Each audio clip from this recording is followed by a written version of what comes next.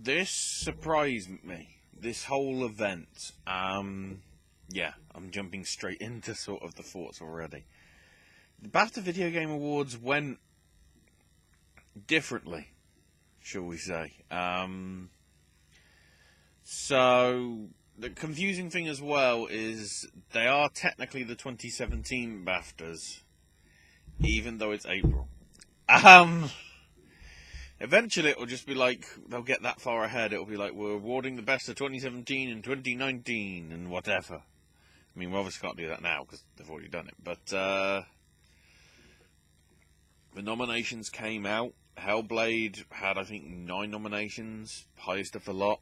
And there was a good mix of the big and also the small, as there always is. And I'd say, in the most cases, the smaller games actually were successful. I mean, going through the order, the BAFTA Fellowship went to Tim Schafer, of Double Fine Games, for all his work on, I think, Day of the Tentacle, Full Throttle, Grim Fandango, Psychonauts, Brutal Legend, Broken Age, involved as well with the Monkey Island games, or at least the original ones, among other stuff. And then, of course, Double Fine's also done, like, Stacking, Costume Quest, that weird Sesame Street Connect thing that nobody did, Massive Chalice, and that Psychonauts VR thing, and then I guess they're still developing Psychonauts 2, and then even the remasters of Day of the Tentacle and Grim Fandango and Full Throttle Remastered, along with, other games as well and everything. So, a pretty good career to Mark. The award itself actually went pretty good. So, Melina Juergens got Best Performer for her role as Senua in Hellblade: Senua's Sacrifice. From now on, I'll refer to that as Hellblade just because it's easier.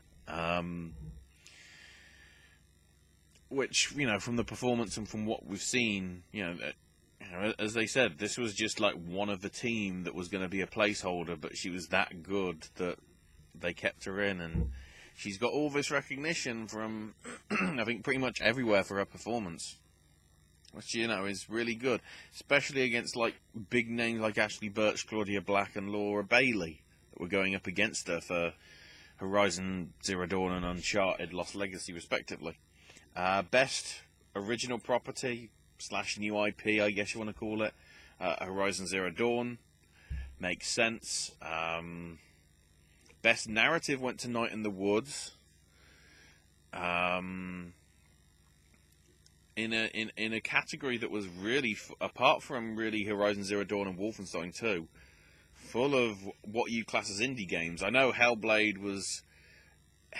is sort of the medium bit, that it looks AAA, but it's actually done by an independent studio in Ninja Theory. So, best music went to Cuphead.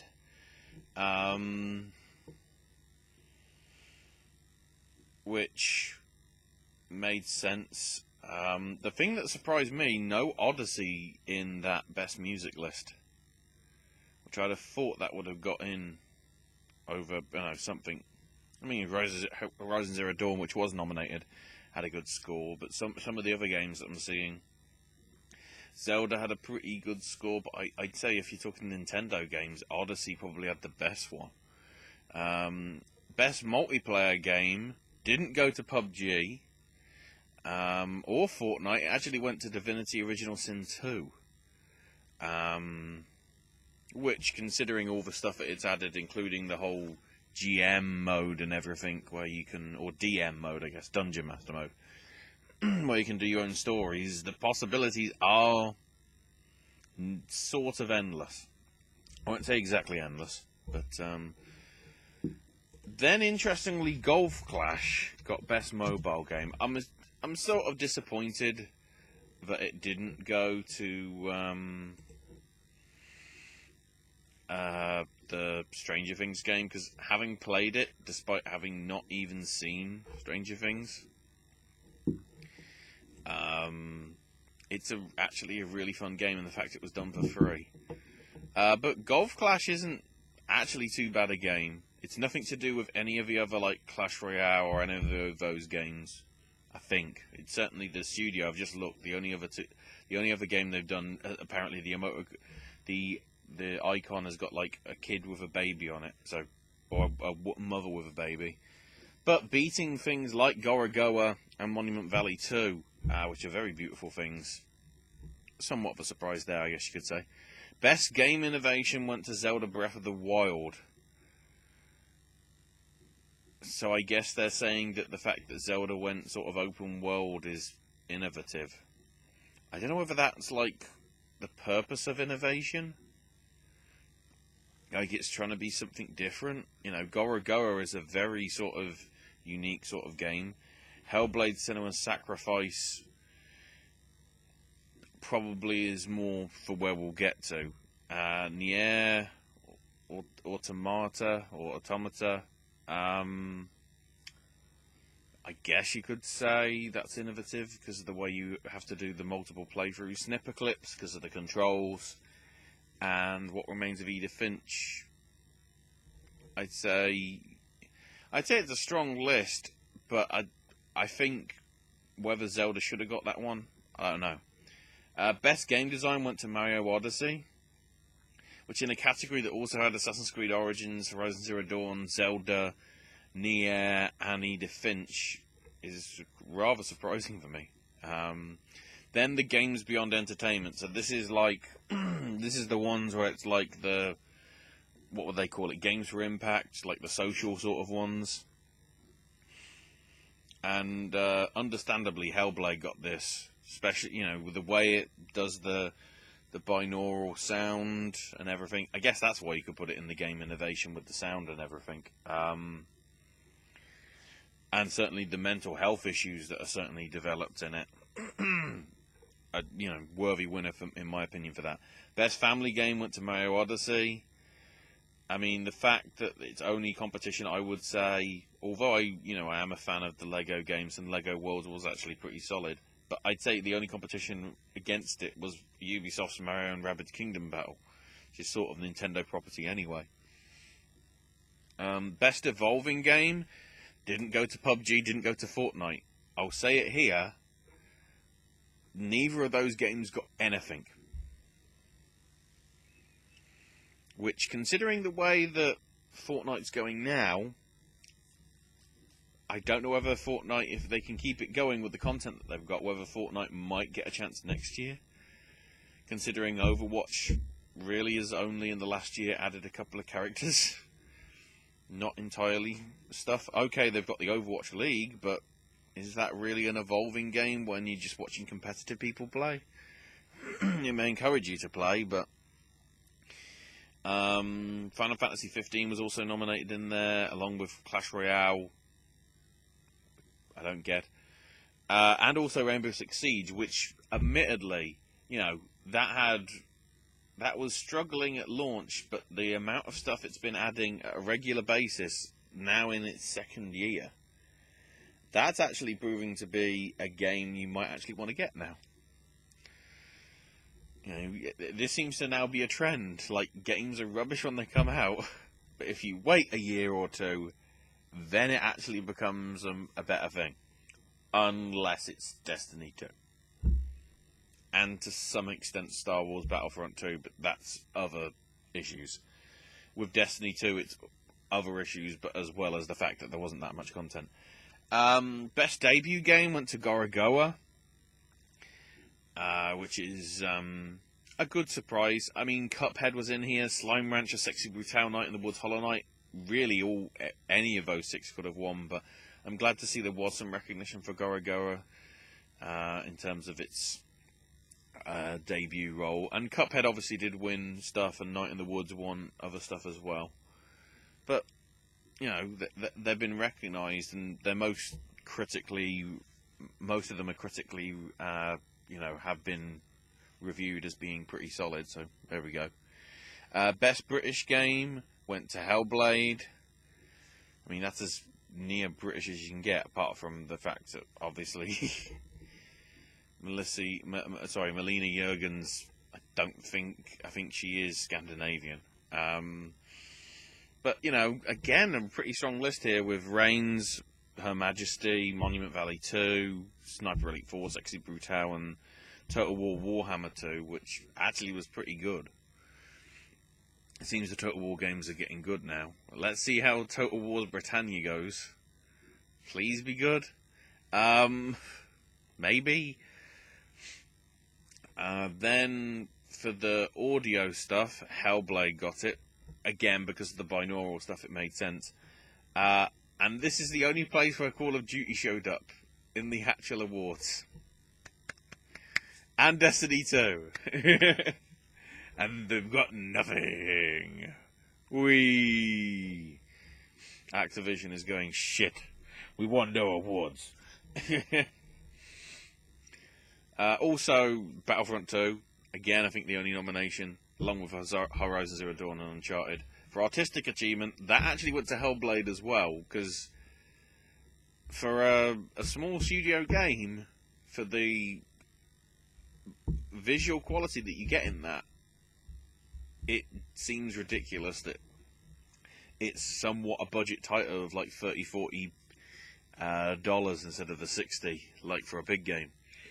And the fact that Hellblade beat Cuphead, Gorogoa, Horizon Zero Dawn, Zelda, and Uncharted, which are all very beautiful games in their own right as well. Again, that's another strong list and another feather in the cap for Hellblade. So, of course, then we get to Best Game. And this is where we get interesting, because there has been a trend over the last few years. Last year, Uncharted 4 got Best Game, despite having won, I think, nothing. Let me just double check. No, it didn't win anything like that. Yeah. Uncharted 4 won Best Game, despite not having won any other award. The year before that, in 2015, the same goes for Fallout 4. Nominated, didn't win anything, but got the main prize. The same actually went for the year before that, with Destiny, the first one. Winning at the 2014 awards, because of course 2017. Explain that again, just to clarify. The only time when we actually have to jump to normal stuff, like, oh look, it actually got recognition, was probably the one that deserves to, considering most people have said it's the best game of the last generation, and considering the PS4 version, possibly this generation as well, and that's Last of Us. It got Best Action Adventure Game. I noticed that they've got rid of a lot of those other categories, like also Best Original Music. I didn't really see any recognition for this time around. So they really like flipping and changing these categories around. But yeah, Last of Us got Best Action Adventure, got Best Audio, it got Best Game, it got Best Performer for Ashley Johnson as Ellie, it got Best Story as well. And keep in mind, this is in the same awards things as GTA 5, which got some awards, but, like, it's weird to think that Last of Us got more. Last of Us got 5 and GTA 5, and also Tearaway. That really good game. Got 3 along with GTA as well. But yeah, if we're talking for a game that won Best Game and won other awards, we have to go all the way back to the 2013 awards. Scroll back to this past week, and lo and behold, Best Game, arguably from out of nowhere, goes to What Remains of Edith Finch. The guys behind, from Giant Sparrow, I should say, the guys behind Unfinished Swan, which was a really good game. Yeah, the idea with Edith Finch is it's a first-person sort of, not walking simulator, because there are things like, there is stuff you have to do and whatever, like actions. It's sort of it's a first-person narrative style game in which you're Edith Finch and you're going through this house, but it talks about different stories through the final moments of people in Edith Finch's life. You know, like father, brother, grandmother. It got Best Narrative, I believe, at the Game Awards back in December. And that's really the only sort of recognition it mainly got. And then, lo and behold, it goes away and bloody wins Best Game at the BAFTAs. Got nothing at the just looking at the actual accolades it got nothing at the Golden Joystick Awards, nothing at the New York Game Awards, nothing at the DICE Awards, the National Academy of Video Game Trade Reviewers. It got Best Original Game and Best Lighting/Texturing. South by Southwest, it got a narrative recognition. GDC, it also got narrative. Didn't at the BAFTAs, but it got probably one of the biggest awards that you can in Best Game.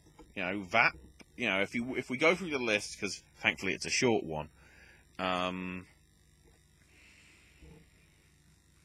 the list is the original Call of Duty, Half-Life 2, Ghost Recon Advanced Warfighter, which in retrospect is weird, especially considering it was up against stuff like Black, Dr. Karashima's Brain Training, Guitar Hero, Hitman Blood Money, and Lego Star Wars, the original Bioshock, Super Mario Galaxy, Batman Arkham Asylum, Mass Effect 2, Portal 2, Dishonored, Last of Us, Destiny, Fallout 4, and Uncharted 4. There's a lot of good games in there. There's also a lot of questionable ones. You know, like Ghost Recon Advanced Warfighter, the original Call of Duty, Destiny to some extent, Fallout 4 to some extent, depending how you feel on how that was in relation to the rest of the Fallout franchise. So yeah, what it means, of course, is there's a lot of people that are probably going to have to come to the decision of, wait, this one? I better go and play it. Which is me. I've seen playthroughs, like on Twitch and stuff, and it looks like something that I'd be interested in, even though I sort of already know the story anyway. It's something which looks like it could be fun. So yeah, that's the BAFTA Video Game Awards. I can't wait till next year now, because this now seems to be a trend of, like, giving something an award that it hasn't won. This needs to happen more with more ceremonies, because there's quite a lot of this BAFTA Awards this year that really, some of them were predictable, but most of them weren't. Most of them were, like, not the obvious choice. Wouldn't, you know, I'd say for music, I guess that's music rather than original score. Cuphead, I guess, probably was an obvious one, but I'd have thought it might have stood a chance with the artistic achievement, but obviously that went to Hellblade. Multiplayer, you know, Divinity is a good choice, but I'm surprised that some of the other ones didn't get more recognition in there. But then, of course, that was Divinity's original win. If we're talking about the other Hellblade ones, I'd say the Performer one was well earned. The Games Beyond Entertainment one was. British game, I'd say to some extent, considering what it was up against. And on the audio achievement, so I can't really sort of argue there. And you know, but a lot of sort of, there's a lot more indie sort of games actually getting recognition in this than there was mainstream ones. And the fact as well that Annapurna Interactive, the subsidiary of Annapurna Pictures and whatever, being backers behind, I mean, basically their first two games from what I remember were What Remains of Edith Finch and Gorogoa, and then they also now have the rights to Flower, the original game from that game company, back in, I think, like, 2009, from what I remember. I think it was like the sequel to Flow, from the guys that did Journey and everything. And the fact is, they've got quite a few games that are coming out over the next couple of years. You know, adventure ones, action runs, interactive novels, puzzles, all that sort of stuff that are either already out or coming this year and into next year. So yeah, I guess Annapurna's going to be happy. Mainly Ninja Theory though, because obviously they won 5 awards themselves anyway. But yeah, a good night of surprises, shall we say? So there we go. That's my thoughts on the BAFTA Video Game Awards for 2017 and 2018, because blah. Check out all the other content on there or down there or wherever it is you see it on your Apple device. Be it wrestling content with myself or Owen, or both. Be it food, drink, eating, drinking content with myself or Owen. Movie reviews with AJ. Halloween Horror Night stuff. It'll probably be coming sooner than you think. You never know. Yeah. I'll see you guys in the next video.